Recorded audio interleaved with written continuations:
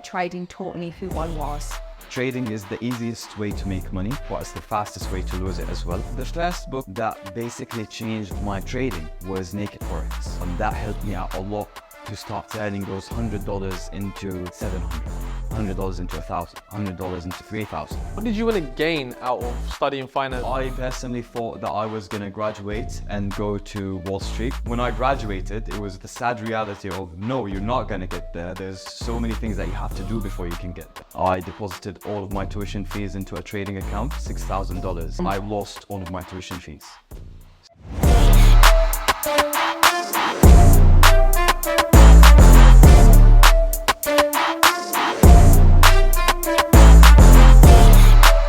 Hey guys, and welcome back to another episode of Trader Talk. In this week's episode, we are joined by not only a trader, but also a new team member of Equity Edge. So, welcome, Mo. Thank you. How are you? I'm doing all right. How are you? I'm great, thank you. So we'll start with your trading journey, and then we'll get into Equity Edge and what you're going to be doing here. So, how did you get into trading? So I got into trading back when I was in America, doing my bachelor's degree in finance. A lot of people, as a student, you typically don't have a lot of money. So you want to find something that can give you that sort of lifestyle where you can go out with your friends and not just go attend classes, go back home and just have a boring life. So I was working at the time as a student and trying to save up whatever I can to live. Tuition fees in America is quite expensive, so my parents were actually supporting me, paying my tuition fees, which was very generous of them. Later on down the line, my father sent me my tuition fees, and I was like, you know what, my brother's been telling me about trading, so let me actually explore into it a little bit. I deposited all of my tuition fees into a trading account. I remember my first trade was euro-dollar. With euro-dollar, I basically made first trade ever, $6,000. I just went full margin. I didn't know what I was doing. When I made $6,000, I thought that I was going to become the wealthiest trader on earth. As you do. Yeah, that euphoria of being very successful. Now, that happiness was short-lived, because the following day, I went on to do the same thing, and I full margined my account again. I lost all of my tuition fees. So, yeah, the whole thing. Margin call after margin call after margin call. I don't have money to actually deposit into my account. So I was thinking, what am I supposed to do? I lost it all. Then I went the route of taking a student loan. And student loans in America are very expensive. You pay like 10-15% interest. And when I was applying for it, they're like, oh yeah, you pay when you graduate. When you graduate, you actually get hit by a large fee, and then you spend like years of just paying interest down.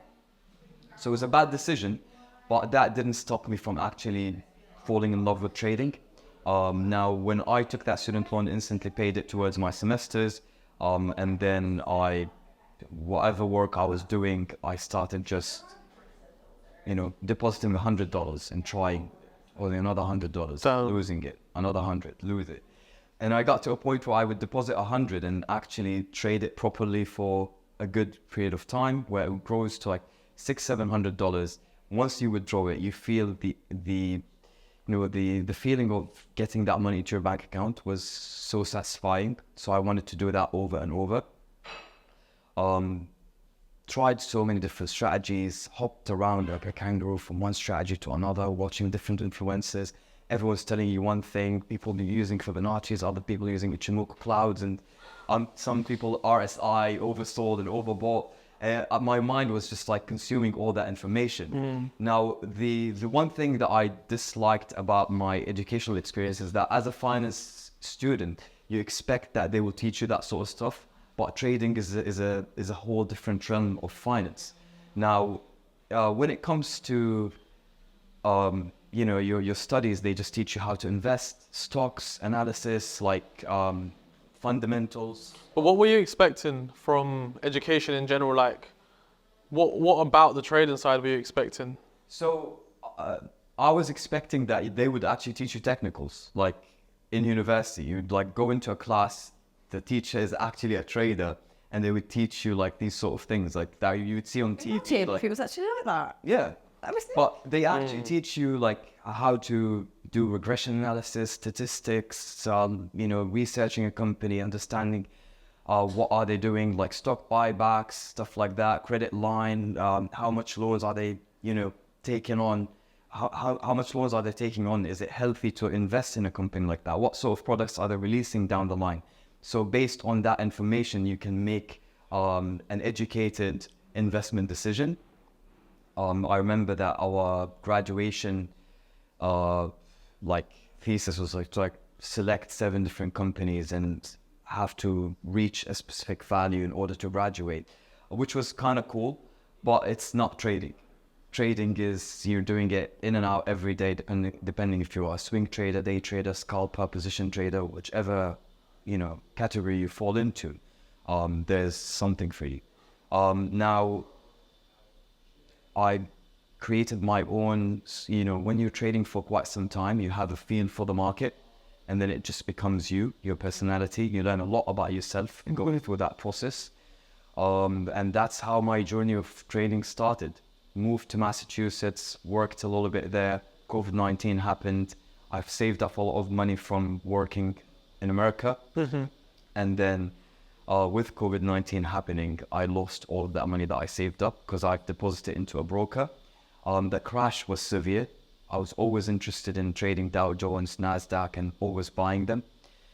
That thing happened. It just crashed. It was like, sometimes they would halt trading. It was like things that I've never experienced before. So fast forward, came back to the UK. No one's hiring there. Unemployment rose to 20% in the US.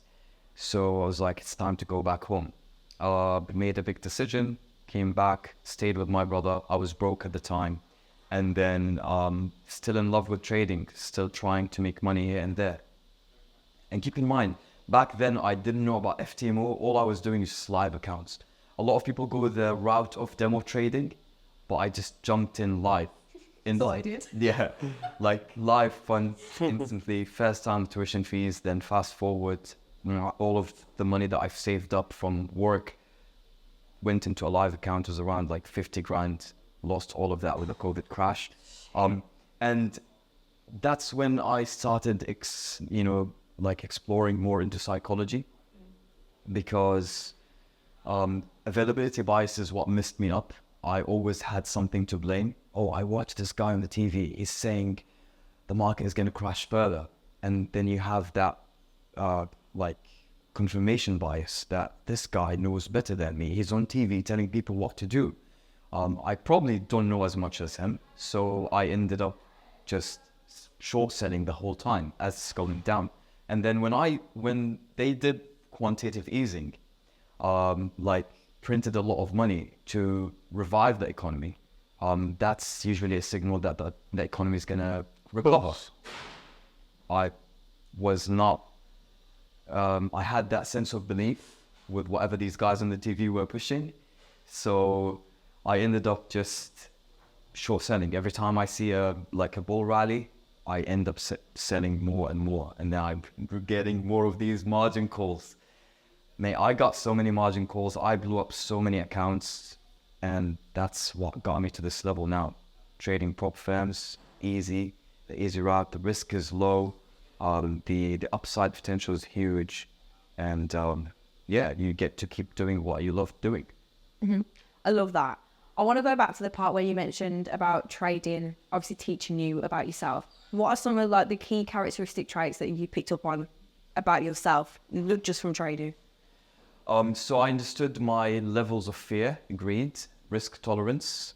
I understood more about myself, about my health as well. Because when you first start trading, you would spend so much time on the charts that you literally, sometimes I would do 24 hours just looking at candles, 1 minute candles. So going up, going down, going up, and understanding all these patterns. And I think your subconscious mind catches on these sort of things. It's like sometimes your gut feeling is telling you, just get out of the trade, mate. it's gonna reverse. Yeah. And sometimes you ignore that voice, but if you listen to that voice, I think it's just gonna get you to where you want to be. Now, I've been doing this for 9 years. That voice is strong, that I always listen to. I lose challenges, I lose with trading like every other trader in the world, but the overall like trajectory that I have is like upwards. Yeah. I love that. I think one of the biggest things for me as well was like trading taught me who I was.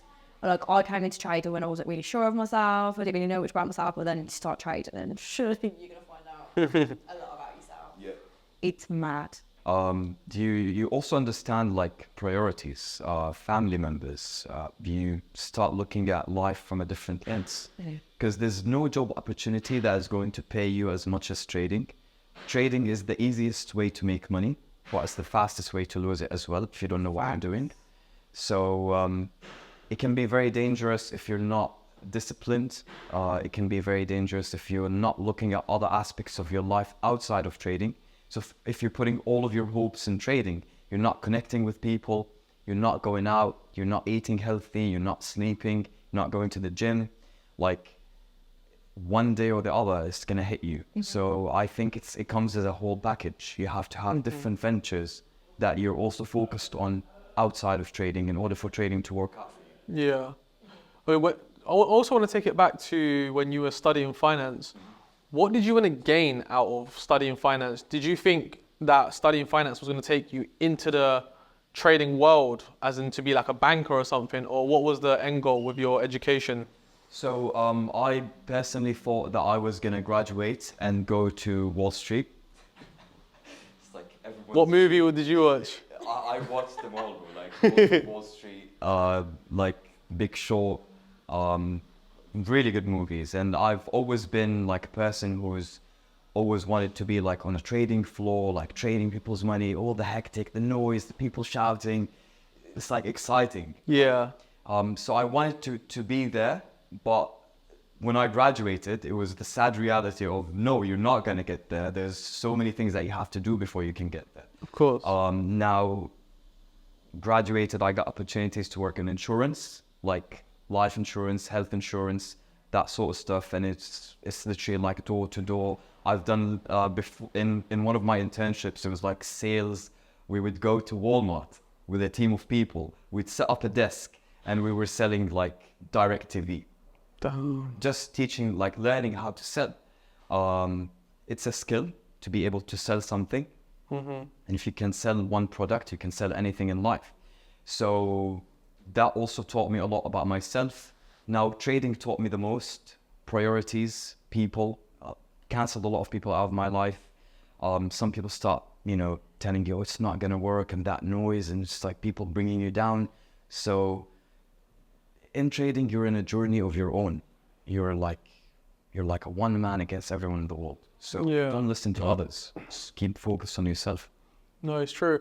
I mean, it takes it back to also like all investment banks and their bankers, none of them study finance.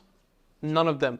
It's all like physics, maths, machine learning, artificial intelligence. They're the only people, that's the only sort of like degrees they take on. So when you study finance, you're thinking, all right, cool, I'm taking that traditional route. I'm going to be a banker. I'm going to be like an investment banker or something like that. But then you get hit with like, That's not the people that we want. yeah, and they're like rejected. Yeah, I was getting those all the time. I remember there was at some point with COVID-19, I was applying to like 300 jobs a day.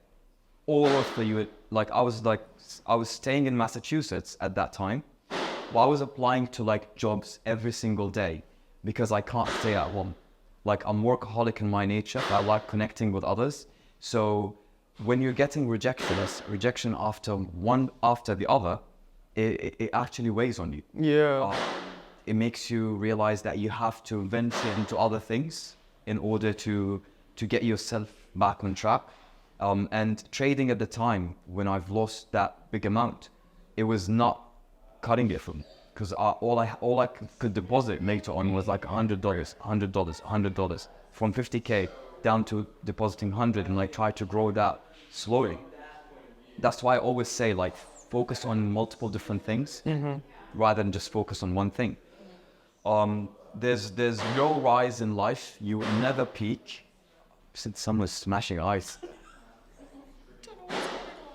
Sorry, man, we cut you off. No worries. So yeah, you have to explore into other ventures always. Like people who become wealthy, they become wealthy from investing in multiple different things. There's investing, there's trading. They're two different things. There's real estate investments. There's opening your own business, whether it's small, big, e-commerce. There's so many different things that you can do now in life that can generate you money. I would say the biggest, thing that you can do for yourself is to also have connections. Because a person without connections is a person who's limited. Absolutely. And to go back to investment banking, I absolutely agree with you that everyone's like, they studied like mathematics, physics, some people are engineers even. And then all of a sudden they find themselves in a career in finance. Unfortunately for me, I was not lucky enough to get that. And when I came back to Sheffield, I once also went to work in something that I've never done before. When I moved back from the US, I was making, before losing my job, I was making like 100K a year. As a person who just graduated, it was like really good money. But then when you come back and then no one's hiring here either, I had a job opportunity in Sheffield. It's like, you know what, I'm gonna take it. Can't stay at home. It was minimum wage job, call center, call after other, one after the other. Literally you have no break. And when you go out to like eat, you have to clock in and clock out. When you have to go on a bathroom break, you have to clock that in and out. That's crazy. I swear I felt like a slave there. And I was thinking, I have to do something about it. Got paid. I could have asked like my parents for help so many times, but I've seen how like my father built himself up, my grandfather, everyone in my family was made it in life. They've never like had a helping hand. So I don't want to go and ask for help, and I want to build myself up by myself. First paycheck, paid my rent, deposited £700 in an IC Markets account. And I turned that into £14,000. But out. Yes, so it's mad. I was thinking I was making like my salary like every day, like for 10 straight days. I was aggressively trading it, but I said if I make a mistake, I was beating myself up over every mistake. I had like 89% win rate on all of the trades that I took. From there, it clicked. I started focusing on lower time frames, taking high quality setups based on patterns, based on following the longer time frame direction. And that's been my strategy ever since. I have like some add-ons every now and then because market structure changes and you have to adapt. But I don't divert away from my main strategy. Okay, right, I see. After Sheffield, country started opening up. COVID-19 was finally, like people are back to work. And it was like, that's the time to apply for what I'm passionate about. So I worked in 2 brokers, very big names, capital.com. Another one called Capital Index. I would say capital.com is way bigger. It's all over the world, regulated in the UK, Dubai, South Africa, Australia. Like they've got so many different regulations. I did account management there, and then I did some market analyst stuff, did a lot of psychology sessions, trained colleagues, trained clients on psychology, on technical analysis. That was a pleasant experience. Afterwards, I moved to Capital Index. They just paid more, and it's not always necessary that whoever pays you more, you should go with it, because sometimes the place that you're working at might be more valuable for the long term. So I moved to Capital Index, did a lot of work for them as well. Then they wanted to open their own prop firm. I helped with the launch of that. We launched a very successful prop firm. They made a lot of money out of it. And then shortly after, they wanted to promote me to be the CEO of that firm, with changing some of the rules that I think are not fair for traders. So I ended up declining the offer to be the CEO, and I just resigned. Fast forward a bit, I worked in Forex education. So I taught a lot of traders, whether they're advanced, beginners, or, midway through their trading journey. I was helping them out, looking at their trades, analyzing them, pointing out mistakes, things that they can improve on. And then focused on my trading the whole time. Made different payouts from different firms. And just been hustling ever since. Your journey is crazy, and it sounds like you've literally done or worked in every aspect of trading that you possibly could. And there's a lot that I want to pick apart with that. But before I forget, I just want to go back to the point of me saying about having strong family role models growing up, and obviously people being successful themselves. How much impact do you think that had on your trading? With my family? Yeah, just having these role models that you can look up to. So my grandfather is super wealthy. Growing up in Jordan, I would go to their house. They had got a big mansion. We would see Ferraris, Porsche, all these amazing cars. They've got their own swimming pool, and I was always living growing up. I've never felt like I was struggling because my family literally provided everything for me. I was an athlete, played basketball since I was young, made it to the Jordanian national team until I got injured, got out of it, and then my father's work was to move around the world a lot. So I lived in Dubai, Qatar, Jordan, France for a bit, and the UK, America. So I moved around a lot. It built my character to understand different cultures, different traditions, different people, different backgrounds. And that, ultimately helped me with my connections. I can socialize with people very well.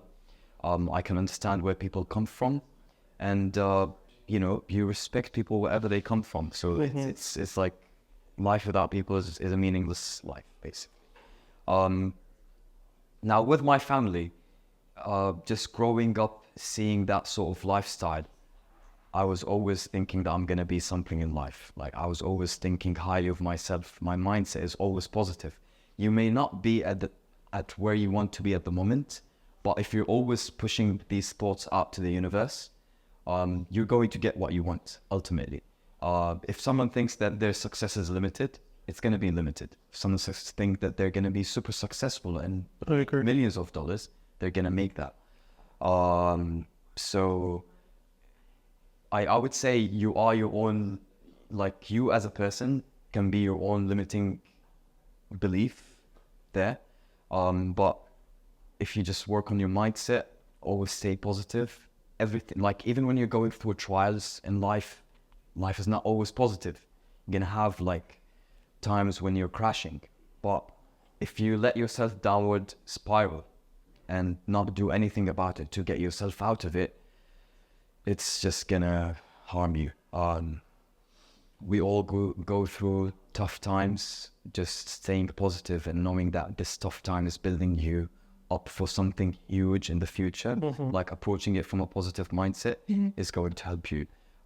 So that's where I've seen my father struggle. I've seen my father make it. I've seen my father, he's my role model. I've seen him work 16-hour days, come back just to put food on the table, to provide everything for us, to make us feel like we're better than everyone else.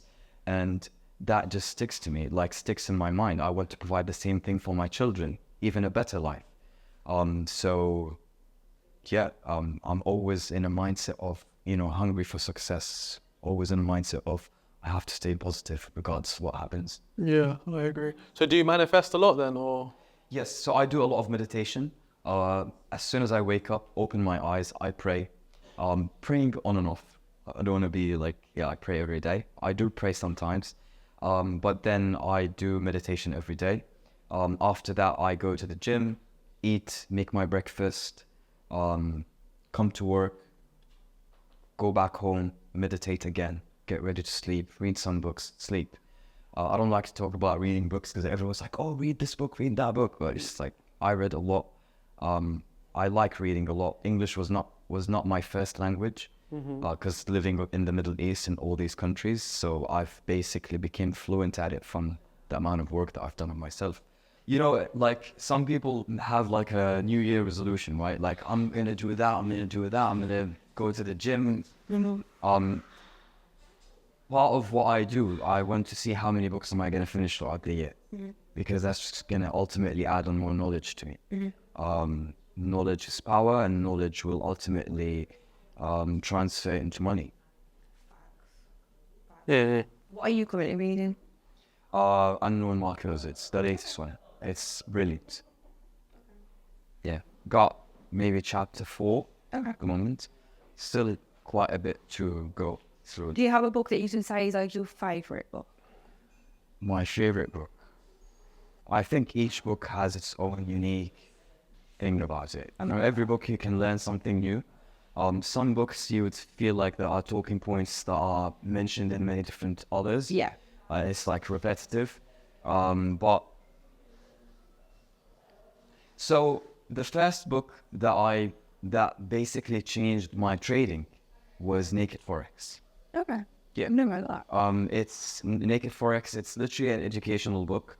The writing or like the grammar of it, it's not very well written, but it taught me a lot about, you know, naked charts without using any indicators.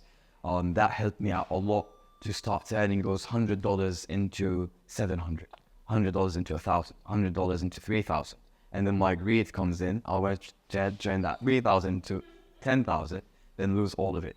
Try again. So Naked Forex was the first book that enabled me to start doing that over and over with my own mix of things. I've been able to, you know, create my own system. Which accent have you picked up the most? Because you've been around the world. I'm trying to figure out where the accent is. Which one is the main accent? I would say my accent is a mixture of American English and British, like a mix. No French. No, like French, I was speaking to people in English there, but when you go to France and you try to speak to people in English, they feel like you're disrespecting them. Most people don't want to respond back to you. It was kind of a struggle. And I was in an area called Passé, so it was not a pleasant experience for me. I prefer the UK 1,000 times over France. Maybe France is nice for a holiday. No. Fair play, fair play. As always, guys, thank you so much for watching, and make sure you tune in next week for a new episode of Trader Talk.